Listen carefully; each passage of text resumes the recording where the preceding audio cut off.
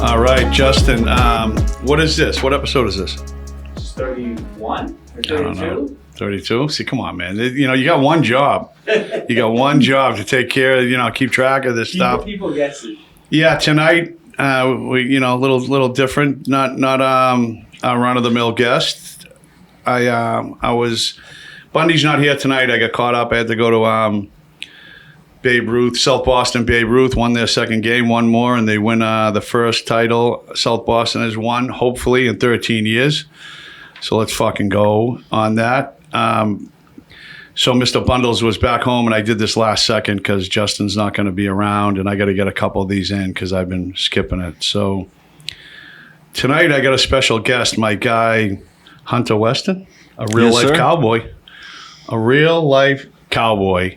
So I'll tell you, last week, I was, you don't even know the story. I picked up my girlfriend and was supposed to go somewhere. I forget what it was. And she had just passed the test to be an American citizen. So I wanted to take her out, and we just went out for lunch. And she wasn't working, so I started driving. She's like, "Where are we going?" And I said, "I don't know," because that's what I do. I'll just drive and drive. And I was driving around New Hampshire, and it was cool. We drove by some, it was like a drive-in movie theater, and, it was just a cool drive. And, man, I was driving for like an hour and a half, and then I saw a thing that said, I think it was like Greenville, New Hampshire, and I knew that was out near like Townsend, Mass. So I knew I was kind of heading, towards Massachusetts. So I took that road. And I was going down this winding country road, and I drove by this big farm, and they had a sign, "We sell Wagyu beef." We sell Wagyu beef. And I'm like, oh, man, those steaks are the best. And I pulled in, and I saw this kid over here, like, with another guy. They were, like, erecting some fence, trying to keep the cattle in, and they crushed it. And they were, like, they were doing manly things. Yeah. Manly things. And I went in, he sold me some steaks, and he showed me, we hit it off, and he was showing me a lot of stuff I didn't know, and I got all kinds, some bacon, beef, and the steaks were unbelievable, just unbelievable. And you got to cook them right, though. You got to reverse sear them and then broil them. And it's not like a steak you want to just throw on the grill, right? No, it's 100% pure blood Japanese Wagyu. The beef we raise is the beef you would find in a fancy class restaurant. This is not just regular Angus. This is high quality beef. Yeah, I knew when I saw Wagyu. That's why I spun around and went in. And after talking to him for a while, I'm like, just an interesting cat. He's big as a house. How tall are you? 6'7". 6'7", with the cowboy hat, with the boots. He's about 6'9", and just a good, some people you meet, you just get you get good vibes from him right away, and right away, I liked him. And where I'm from and where I've been around most of my life, I don't meet many people like you. I don't meet cowboys and people that are raising cows and slaughter, like, what's the word? Making steaks, slaughtering cows. Yeah. Just all that. Just raising beef livestock is a full-time job. It is difficult. It's not easy. So you the whole process from what? Like, can you? From the second they are born to the second they get processed at our butcher shop. That's USDA approved. Yeah, and where do you get these cows? Do they come from Japan or like? Nope, they're embryo babies. So we take the embryo and put it in a Holstein, and then after that, they have the baby. We take the baby, we raise them from there. And how long's the process before they're older? About 3 years. Wow. So when did you know, like, you wanted to do this type of thing? Well, it all started when my mother said I needed to get a job. This was around when I was 16 years old, just about to get my license and everything. And I was like, if I'm going to get a job, I want to learn a skill. I actually want to do something instead of just going to work at a grocery store or doing something. So I looked up local farm jobs, just basic stuff. I call up one of the farms.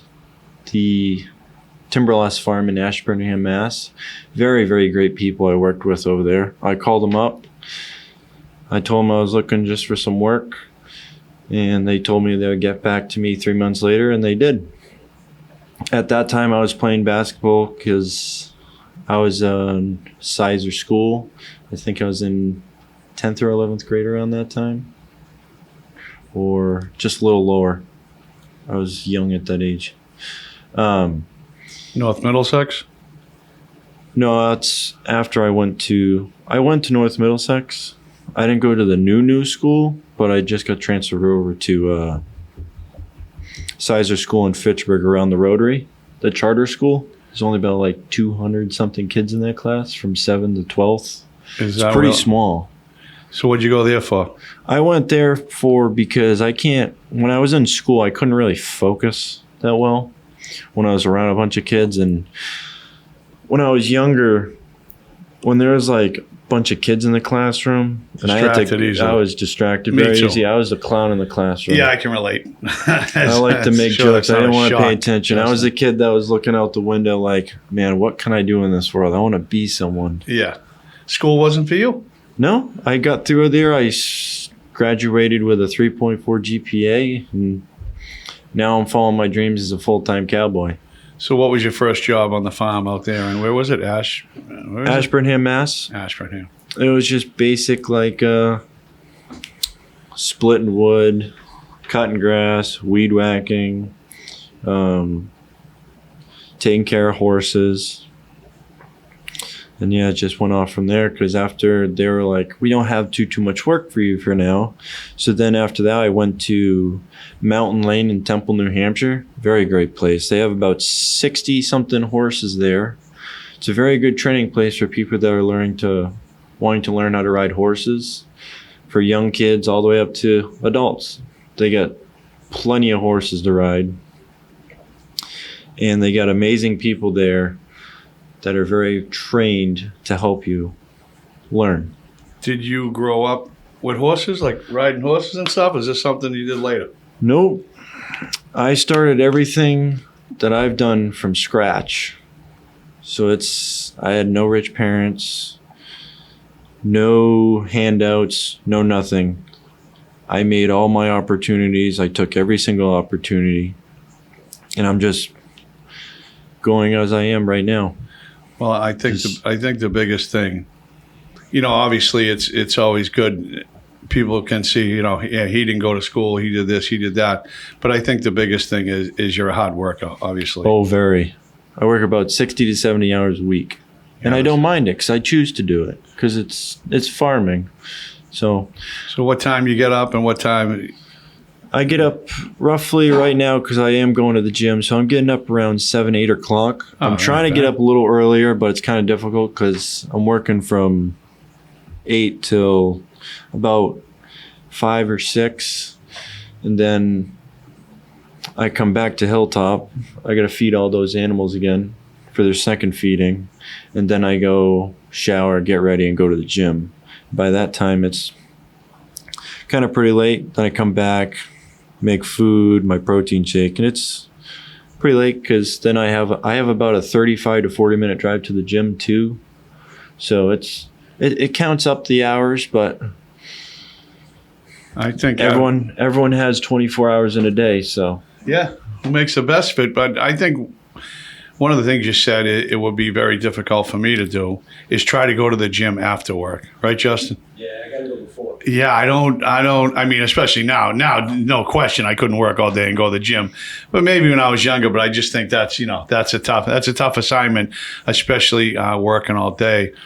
But it just intrigues me, this type of stuff, because my whole life just the opposite, right? I was always trying to get over and make a buck and sell drugs and steal and do whatever I had to do. And, I was always able to, same thing, 8th grade dropout. I have no school experience to speak of. I got my GED in prison. But I never worked hard, but I get a lot of respect for people that like you that do that type of stuff, and I especially now in this day and age, and some people would ride me for this, but it seems like maybe you say, oh, every guy that gets older looks back and says this, but it seems like we're getting soft, and there's not a lot of real men out there anymore.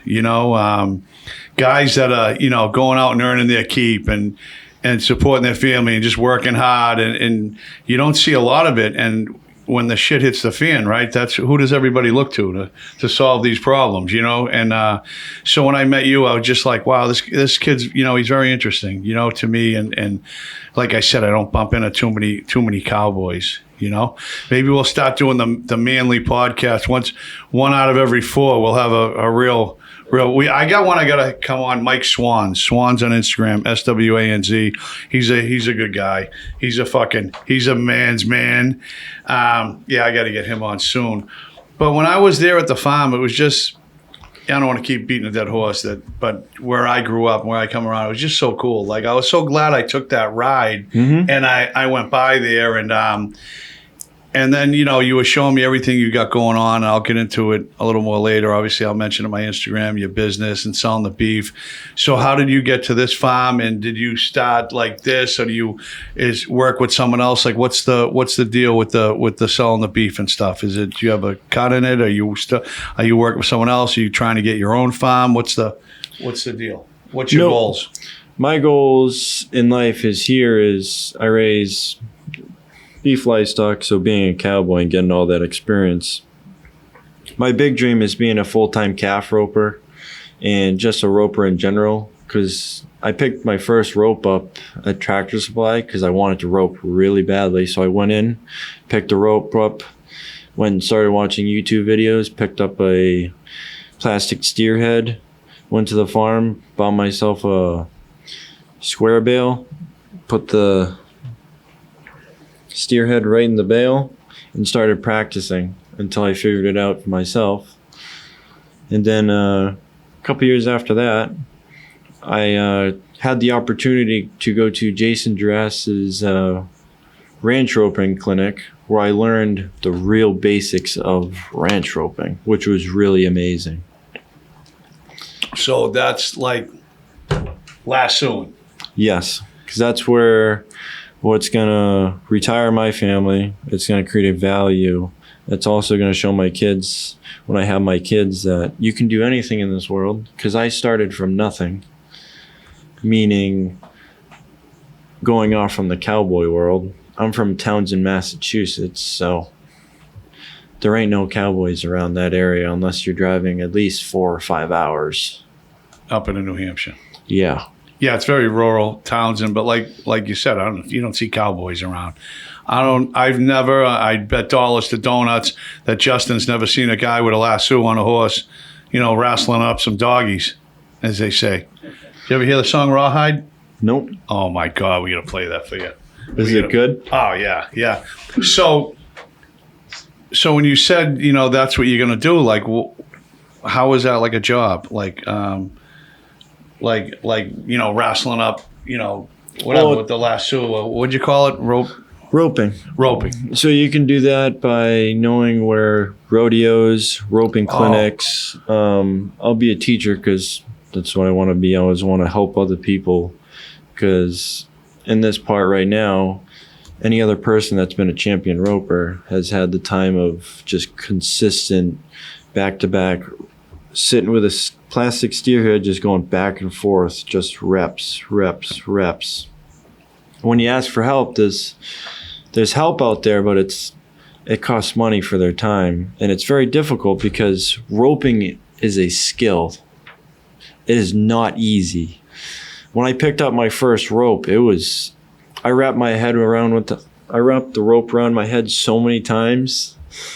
It was pretty funny. My mother was sitting outside. She's like, Junior, I don't think it's supposed to do that. So now, like, what? You get on the horse and you literally, like... I don't have any horse experience right now because that's very expensive for a horse. But most of the time right now, I just put in about 2 to 3 hours a day, if I can, of just straight, just learning the basics of just throwing a rope around a plastic steer head.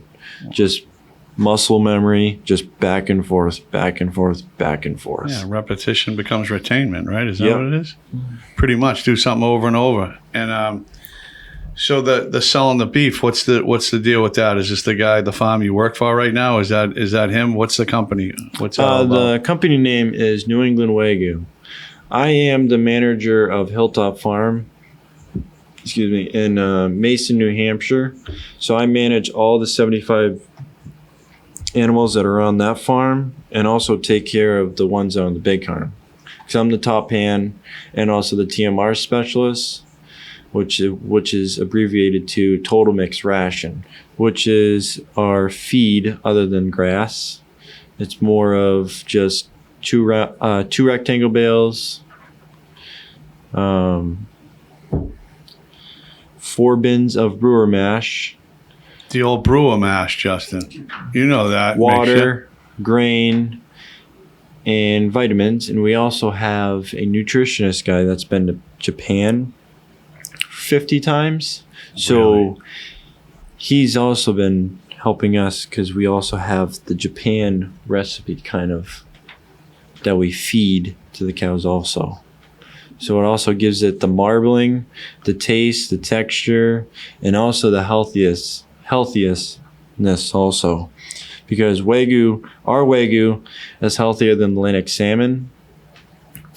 Oh, that's crazy. It's really, really great stuff. When people start realizing how good it is and how healthy it is for you, because Wagyu has unsaturated fat, so it'll just go right through your system. It doesn't sit there. It doesn't cause any bad things for you.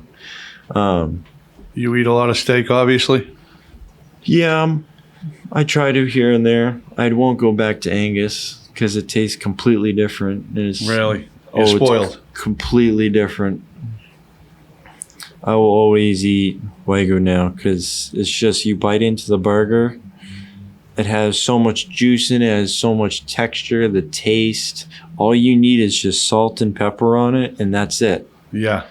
It's really, really good.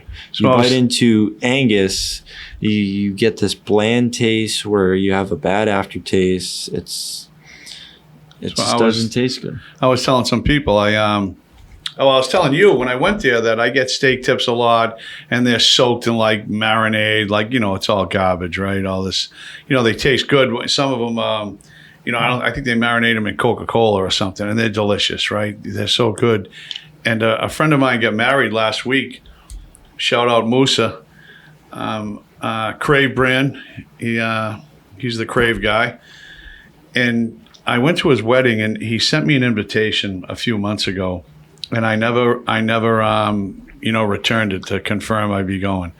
And then maybe 2 months ago, he sent me like the email link to confirm I'd be at the wedding. And once again, I didn't send it back. And he's a real good kid, Moose. And I had his original invitation on my kitchen table. And I knew when it was, and I just said, I'm just going to go last second like I do everything else. I never know if I'm going to be around. So actually, when I got to the wedding, I didn't even have a seat at the table because I never sent my thing back. But what I'm getting at is I have a suit, which probably like you, I don't wear too often. Not like I go around. I have a suit. It just sits in its bag now. Exactly. I use it once and it's all done.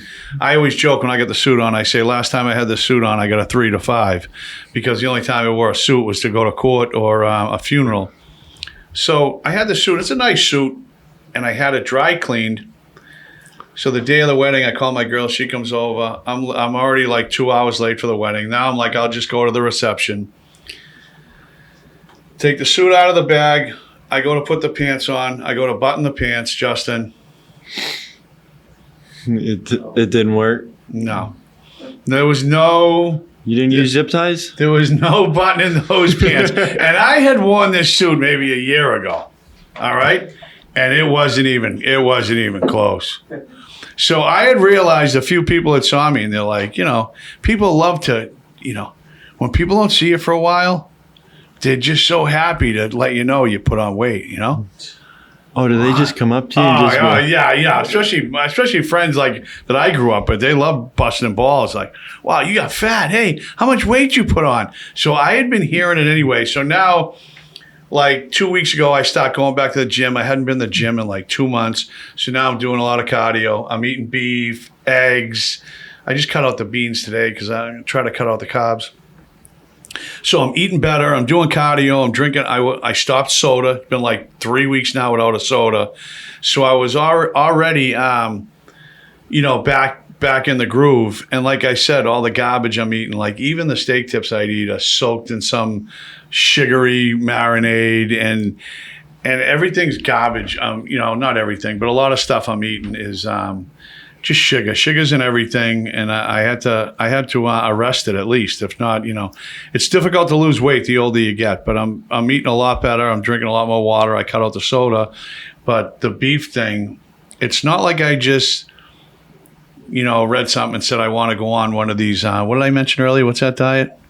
Keto. Keto. Yeah, it's not like I'm like, oh, I'm going to do this or do that. But Keto, I think, is just straight meat, red meat. Yeah, that is nothing else. Just straight meat. That ain't gonna work. But I mean, eggs, meat, stuff like that. Try to cut down on the carbs, calorie intake, and doing a lot of cardio is my thing.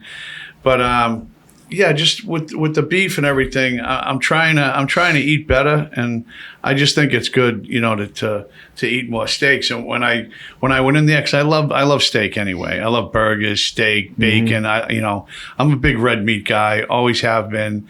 And lately there's been this thing like, all this stuff in the news and this, fake news, I think, right? Where they're trying to say, oh, red meat's bad.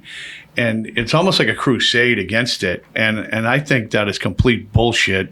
I think, you can't survive. You see these people that, I'm going to go on a little rant here against vegans. And if you're a vegan, you're probably not. No, I just see like, there's no way you can not eat protein and beef and eggs. And no, you're going to be frail. I think your immune system goes down. You get sick a lot easier. You're fucking weak.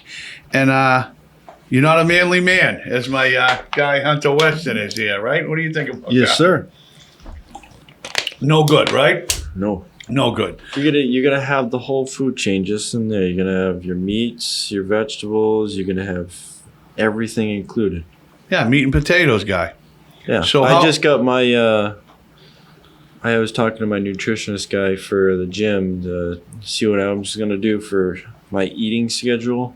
Yeah. Through the breakfast through dinner. So I'll be getting that all situated. I don't know off the top of my head yet, but I can say it next time.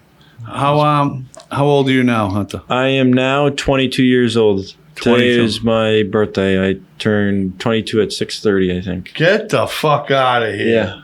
Happy birthday, my guy. Yes, sir. Happy birthday. Imagine that. And you're on the podcast. So you were, wow, today's your happy fucking birthday. 22. Just a young buck. So grew up all around Townsend. You've, this weekend's might be the Fisherman's Feast. Have you ever been to the North End? You ever been to Boston?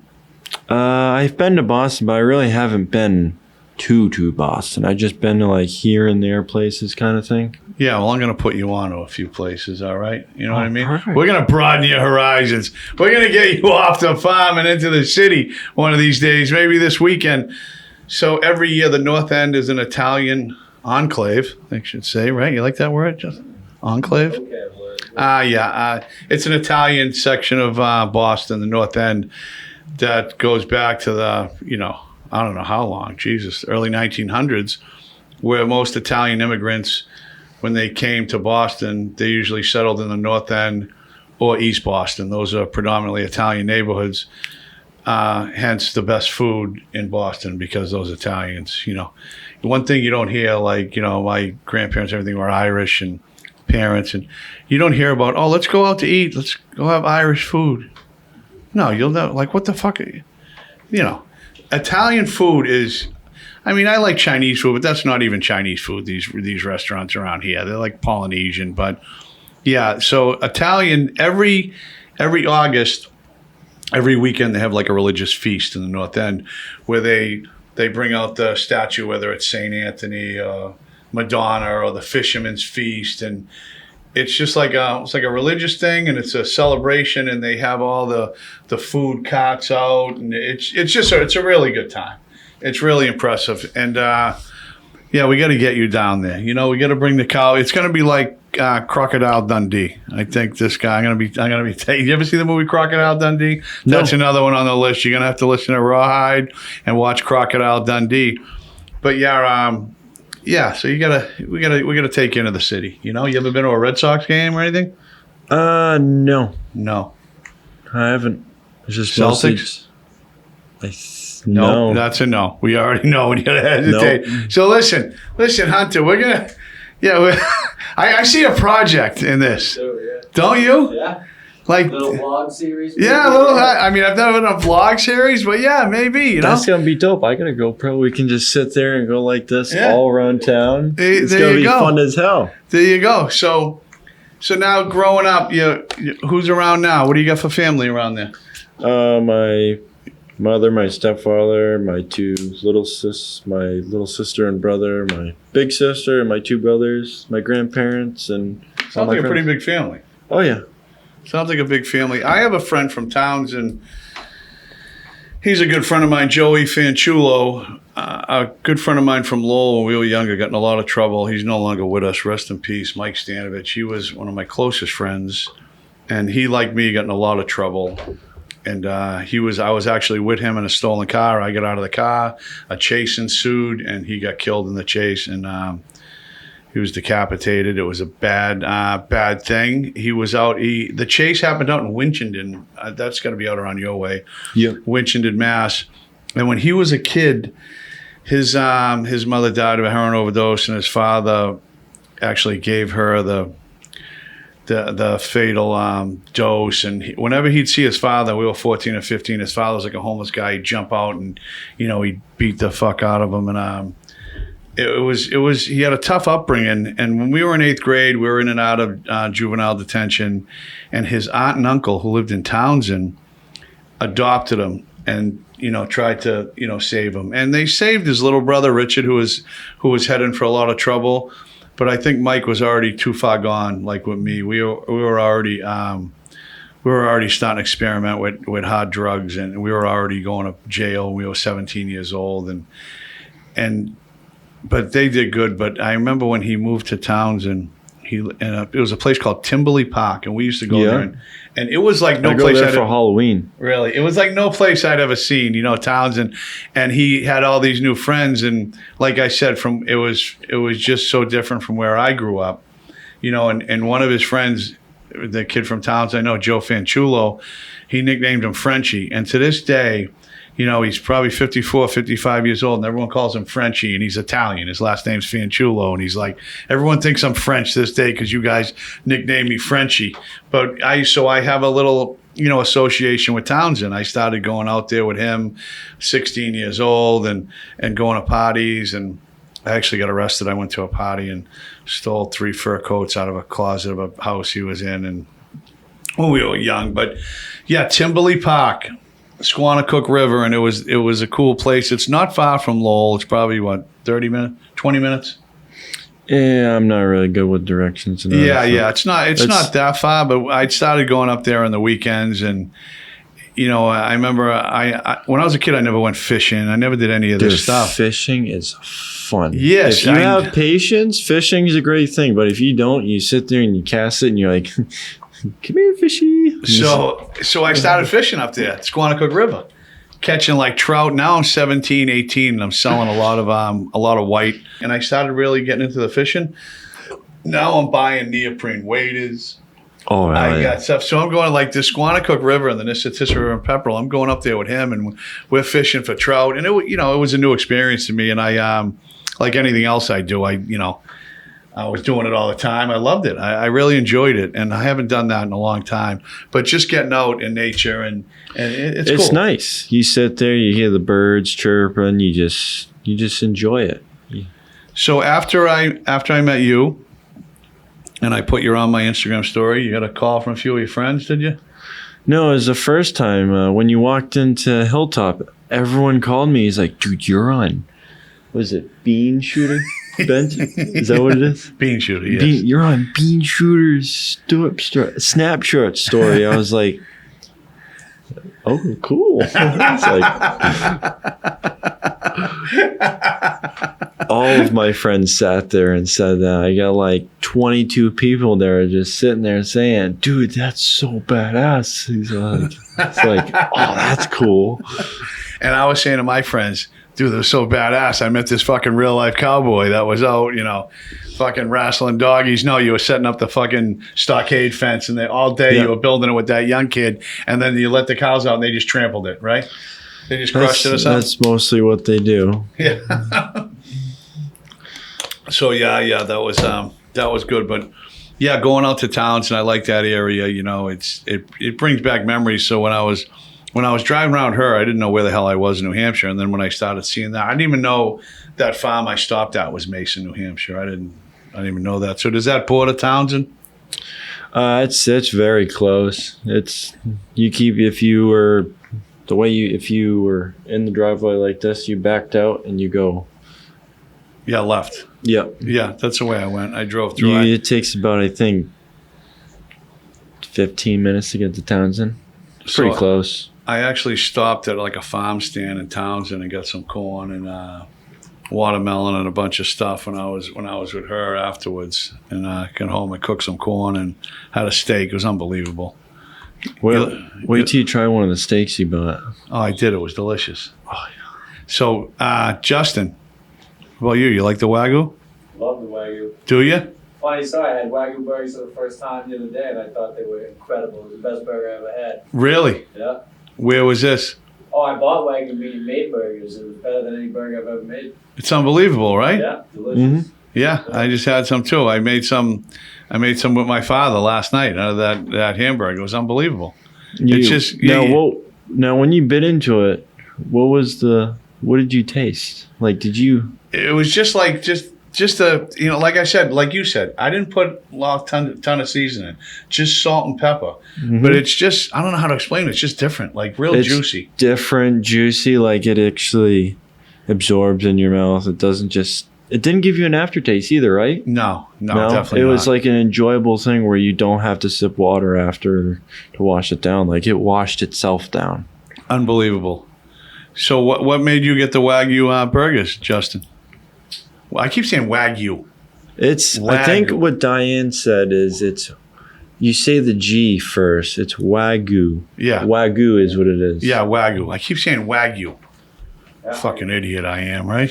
So what made you get to Wagyu burgers? I just keep hearing about how good they are, and I saw it on sale at the supermarket the other day. I said, you know what, I'm going to try it and make myself some burgers. No, I just want to let you know.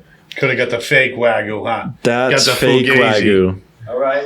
The super, so that's actually really good we brought that up. So Wagyu, if it's at a market basket or anything, and it's pretty cheap, ground beef roughly is going for $8 to $9 a pound, just below that, right around there. Our ground beef, going off from just one of the stores that we have that I've seen, is at $13.99 a pound.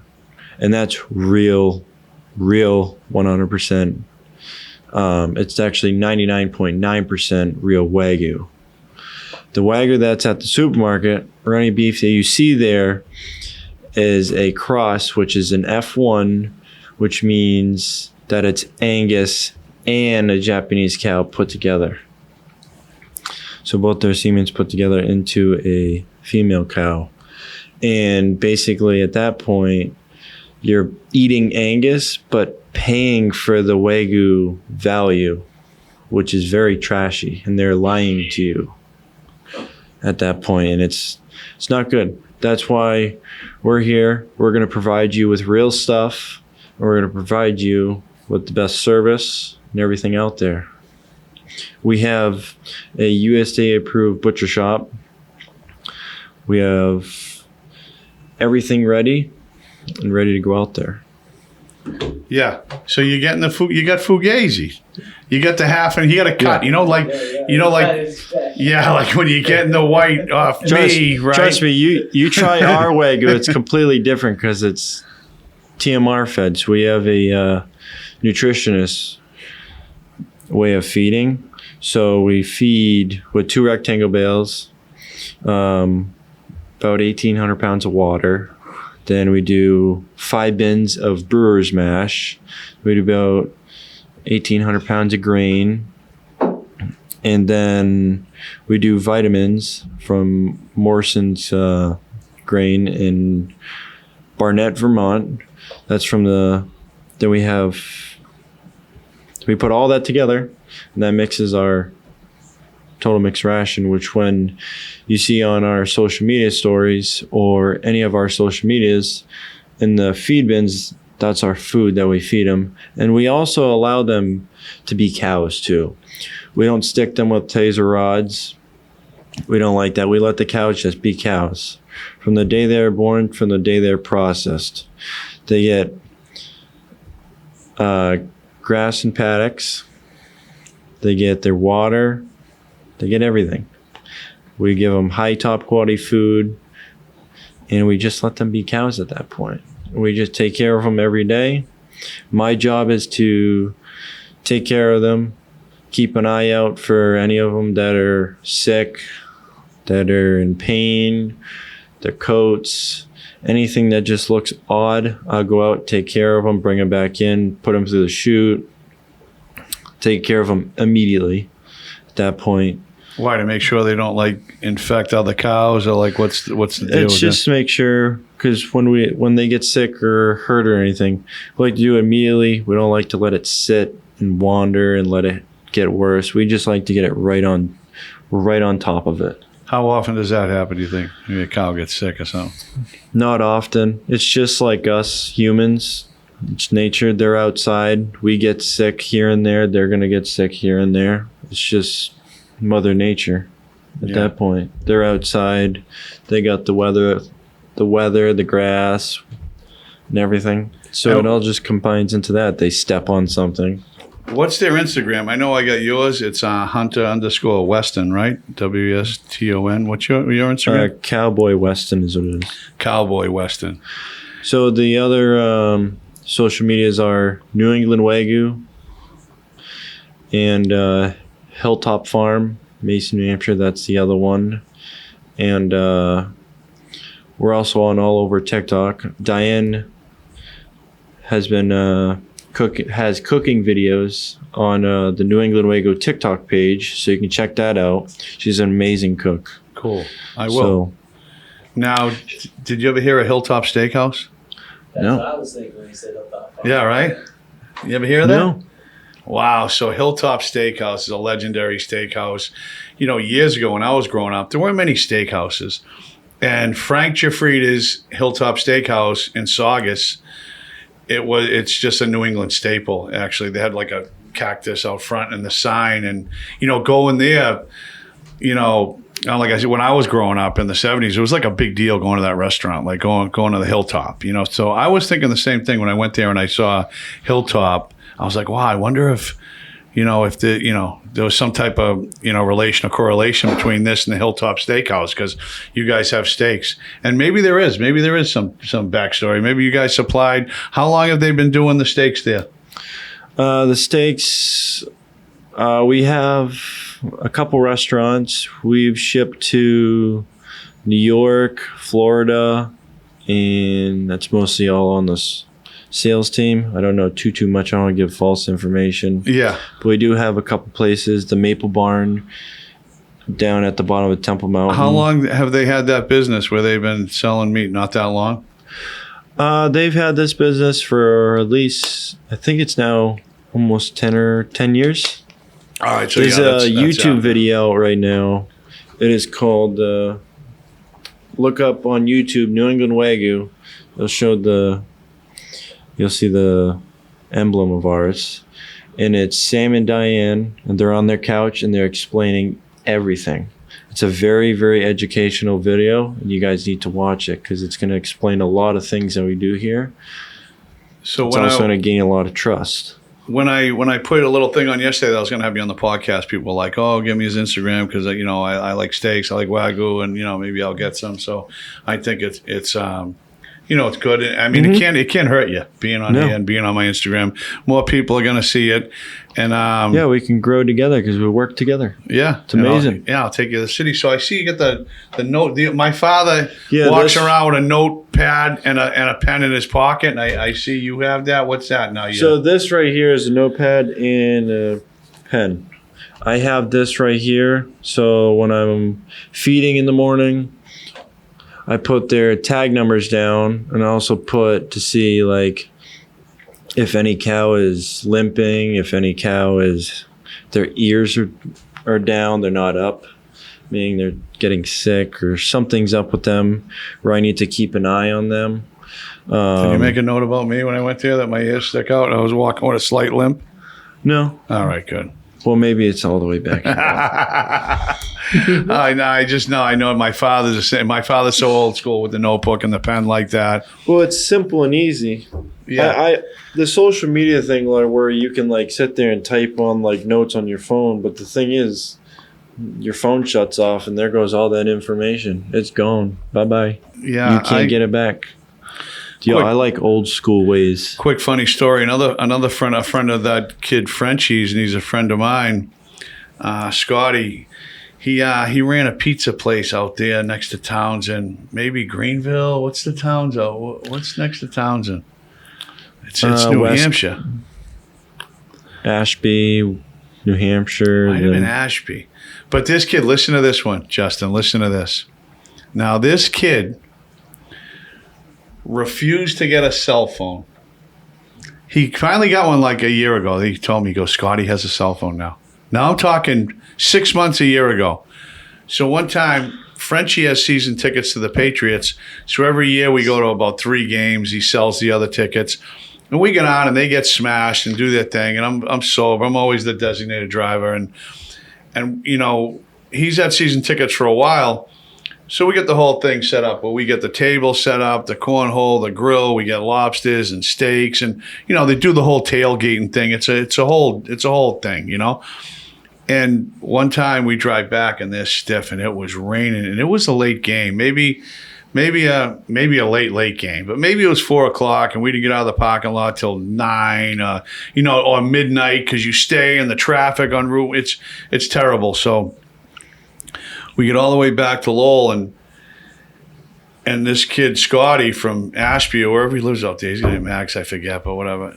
He'd park his truck in Market Basket off the highway. So we drop him off, and we get back to Frenchie's house, and Frenchie says to me, I left my keys in Scotty's truck. So now it's like 1 a.m, and this kid's driving a Townsend, which is 45 minutes away from Lowell. So I said, call him. And he said, he doesn't have a cell phone. I said, what the fuck you mean? Like, who the fuck doesn't have a cell phone in fucking 2020? It's probably 4 years ago, right? I go, you're joking. He goes, no. I goes, what does that mean? He goes, we got to go to his house.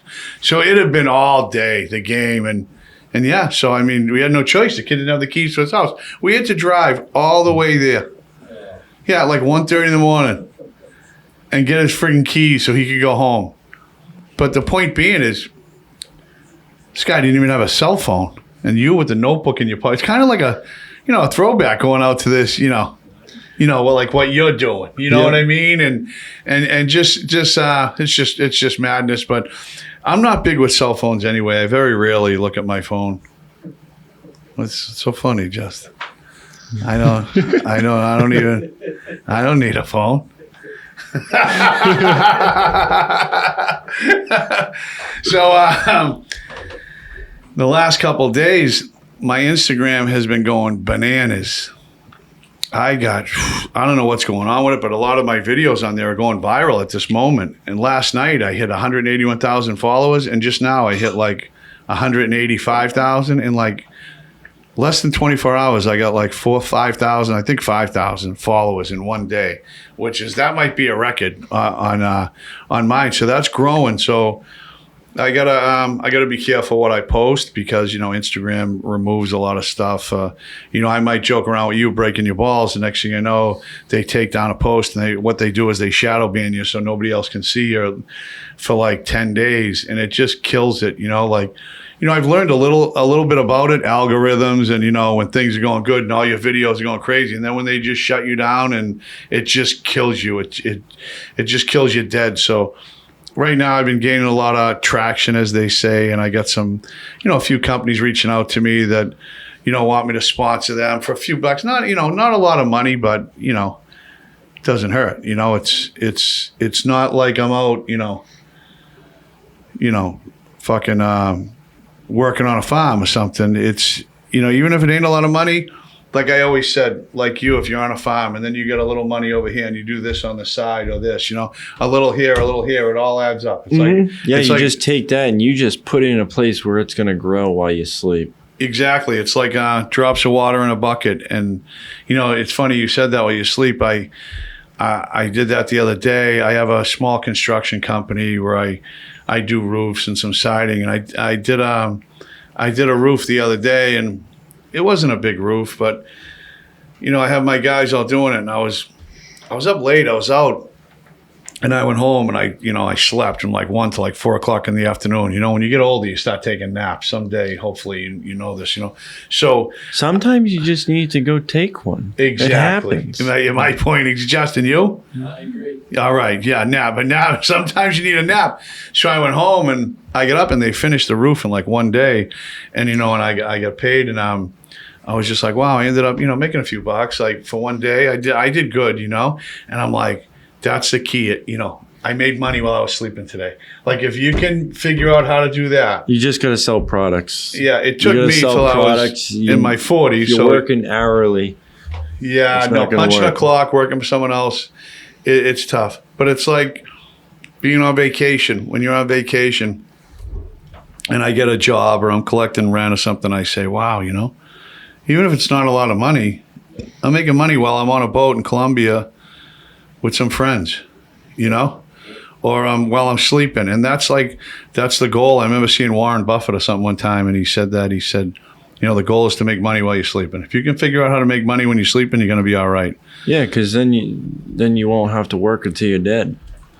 Yeah, I could imagine. Because working hourly, it is. Now they're trying to raise the age of retirement or something. What is it? Social Security. Social Security, right? Bull crap. Yeah, bull crap.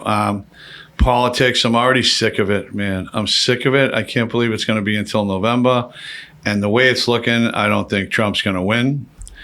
I'd like him to because he's like a man's man. I think like my biggest thing is I don't want electric cars. I don't want them outlawing gas stoves. Hell no. All this shit I can't stand. And I really shouldn't get to politics. I made a post the other day. I saw the cover of the New York Post, and it had this Algerian boxer. So the way the headline reads, I'm thinking it's like a guy beating up women. So I made this thing on my story. Oh, Justin. I should just stick to yelling at people that crash their cars that they can't park there, or throwing iced coffees at people. It seems to be you can't park there. That's my go-to. And yeah, I think that's the safer play than talking about politics and women's Olympic boxing. So then I get all these things. Well, she isn't agenda. I'm like, oh my God. You know what I mean? I thought it was cut and dry, but. And even the Italian boxer who quit is apologizing for calling her a guy. I don't know. I still don't understand. 50 people messaged me and said, well, it's this, it's that. And she was born and she's not a guy, but she's the gender tested. And I'm like, all right, listen, my head's about to explode. Time to go drink. No, not that. I very rarely apologize, but I did kind of make a little mea culpa, just saying, hey, I don't know. I don't know what I'm talking about, I guess. People are saying she doesn't have a piece between her legs. I thought she did. That was my apology. That's exactly what I said. But yeah, the Olympics now are such trash, and there is good about it. I mean, the Olympic gymnast team, I mean, Simone Biles, just unfucking believable, right? I mean, just legendary. But a lot of it, like I like, the U.S. basketball suck. I mean, they almost lost to who was it? Not Uganda. What? South Sudan. South Sudan. Yeah. Are you kidding me? And how about Steve Kerr benching Tatum? That was personal. I don't care. Totally personal. I don't care what you say. Oh, I didn't realize it and this and that. That was fucking nonsense. But the Olympics for me right now are a turnoff. I'm not really interested except for tonight. You ever see the Olympic ping pong? No, I did see the Olympic volleyball. Yeah. Yeah, that's cool. The ping pong's pretty interesting to watch. I don't know how. Is it? Oh yeah, it's unbelievable. Those fucking people are unbelievable. You watch that at all, Justin? There you go, fucking bang, bang, bang. Yeah. They're back. Where do they go? Quick? Oh yeah, you gotta watch it. It's It's an unreal. extreme sport. Yeah, it is. It is. We're gonna open your eyes. And you know what? Your life's changing. Your life changed the second I walked through that door, my friend. Yeah. Me and Shin, he was probably like, "Who the fuck are these people?" Me and my Chinese girlfriend, It's like, what the fuck? I'm sure you don't get the likes of me walking through your door every day looking for steaks, huh? Asking questions and making videos. No, that's the people I want to be around because I like having social media. It's an easy way to get things out there and also to provide good information without having to get up and drive down the street for it. So it's going to save you time. Everyone has this 6-inch device. All you got to do is type in a name and there's all the information right there. Yeah. It's simple. Yeah. You know the date, time, what's like everything. I just want to make it simple. It's the way of the future. And there's a lot. It's it's good and bad. Yeah. It's good and bad. Instead of complaining about it, you take advantage of it. Use it. Yeah, use it to your advantage. Yes. So what's next? What's your? So I wouldn't even ask you to come on if it was your birthday. I would have let you celebrate. Where were you? You were out in Gardner. Were you with family? What were you doing? Yeah, I was hanging out with my mother, and I was shooting hoops with my little brother and sister, and I was throwing a rope. So I just always have a rope in my hand. Where'd you get the height from? Was your father? Do you know your real father? My real father's mother's side. Someone in that family was around 6'10". All right, so there it is. To make me look tiny. I don't know about that. That's a tough assignment. How's your little brother? Is he a big kid also? He's young, 6. Is he gonna be tall? You think? Do they think he's gonna? Hopefully. Yeah. He's like, because anytime he's always asking for piggyback rides, being picked up, and he's like, "Can we play basketball? Can you do?" He's 6 years old. Oh, awesome! They're twins, 6 and 6. You're a good role model. Oh yes. He sees you working hard. Well, yeah, that's my big goal in life. Is when I have my own kids, I want them to see me as someone that didn't give up, and this big, huge, valuable person. Like, I want to create something. Because my big dream is to own my own horse training facility, being a champion roper, and also just being a full-time cowboy working for New England Wagyu. I'm the top hand there. In this business, the second people start realizing how good the texture and how healthy it is for you, it is going to be nationwide and it's going to be all over the world. We got everything we need. We got a USDA approved butcher shop. We got everything ready to go. We're really close to get into a couple stores, and anything after that is just the people coming in and trying it. Is my biggest suggestion, is trying it. And we also are trying very hard to make it affordable for everyone. That's understandable also.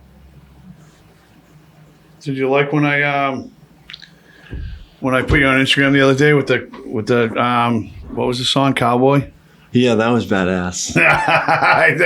Did you see that one? Yes, I saw that. With the old Kid Rock Cowboy song? But after I met him and he hit me up, I says, I got to get this. I got to get this guy on the pod because it's interesting to me. And now I'm you got a customer in me. I mean, the steak was unreal. The burgers are unbelievable, and I haven't tried the beef bacon yet. Trust me. What's the deal with the beef bacon? The beef bacon is really good. It's already smoked and everything. All It's beef bellies. They just cut them up into bacon strips. They smoked it, put it in vacuum sealed bag, and it's ready. Trust me, it's banging. I've dealt with some vacuum sealed bags in my day. So, yeah, I don't know why I didn't cook the bacon on the burger. Just seems like trust me, the Wagyu. Yeah, you take a bite out of it, you get the bacon and that at the same time. I'm gonna try What about the cheese? Put cheese on it or no?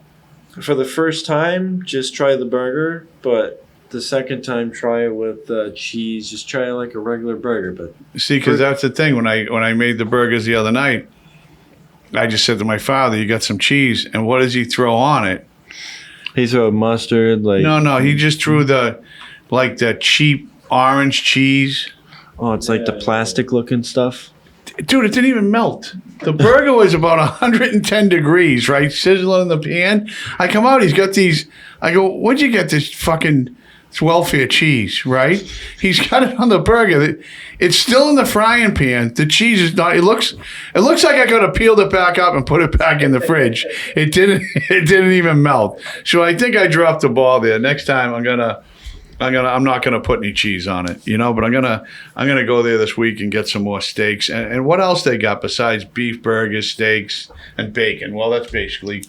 Oh yeah. I haven't memorized the whole beef section we got, but I know we got a whole lot of sections that you can eat. Yeah, they got like. Well, look up newagyu.com, and that's our full website. You can scroll through. You have every piece of meat on there. You have recipes you can put our beef with. You have all the information. Everything is right there, so you don't even have to get up. And I can't wait to take you to a game, and I want you to have the 10-gallon hat on because no one. Oh, is that the 10-gallon hat? Two things. Yeah. I need you with the big one on with the people. Sit here just like this. And I'm gonna have him hold up a sign that says, "The person behind me can't see." All right, man. I'm gonna wrap it up. Hey, thanks for coming on, man. It was a fucking pleasure, Thank you. man. I'm glad you came, and maybe we'll do it again. But I'm definitely gonna keep in touch. I'm gonna be up there buying steaks, and we gotta make that happen. Going to Fenway, right? A Celtics game. Absolutely. 100%, right? Listen, Crocodile Dundee. You've never seen Crocodile? Is it on Netflix? I'm sure it is on Netflix. What do you think? It's on Netflix, Justin? Yeah, it was on Netflix. It's on something. Yeah, Crocodile Dundee. Check it out. And I don't know what episode this is, Justin. Was this 31? I think it was 33, actually. 33. You've done 33 episodes? Yeah, we just started like 6 months ago, right? No, longer now, right? Yeah, it was, let's see, yeah. Then I faded off and didn't do something for like a month and 3 weeks. And I'm 32, right in the middle. 32. trying to be more consistent. 32 in the books, man. Thank you again for coming on, and happy birthday.